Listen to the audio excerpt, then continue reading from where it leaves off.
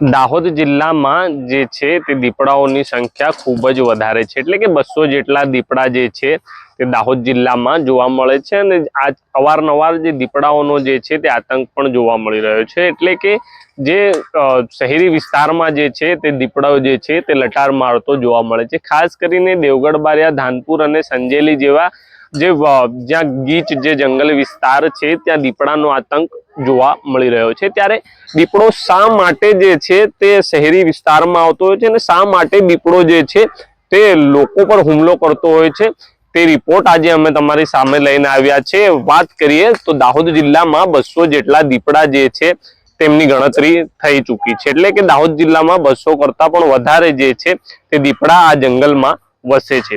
જ્યારે દીપડો ખોરાકની શોધ માટે જંગલ વિસ્તારમાંથી શહેર વિસ્તારમાં આવતો હોય છે ત્યારે દીપડો જે છે તે ખાસ કરીને જે છે ગ્રામ્ય વિસ્તારમાં પ્રવેશતો હોય છે। ત્યાં તે કોઈ કહી શકાય કે કોઈ જંગલી જાનવર પર હુમલો કરતો હોય છે, કાં તો પછી તે પાલતુ શ્વાન હોય, કાં તો પછી પાલતુ જે પ્રાણી હોય તેઓ પર હુમલો કરતો હોય છે। પણ દાહોદ જિલ્લામાં એવી ઘટના સામે આવી રહી છે જ્યાં દીપડો જે છે તે મનુષ્ય પર હુમલો કરતો હોય છે, એટલે કે મહિલા હોય કે પુરુષ હોય કે બાળક હોય, આ ત્રણે પર હુમલો કરતો હોય છે।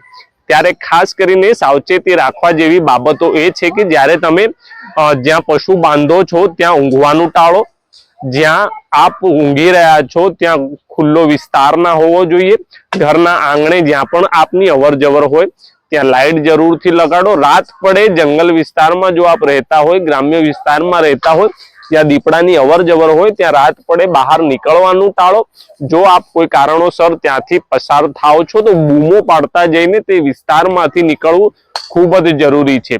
ત્યારે વન વિભાગના આરએફઓ સાથે અમે વાત કરતા આ વાત જાણી છે અને આપને પણ સાવચેત કરી રહ્યા છે કે ક્યારે પણ દીપડાની મૂવમેન્ટ જોવા મળે તો આ તમામ બાબતની સાવચેતી રાખવી ખૂબ જ જરૂરી છે।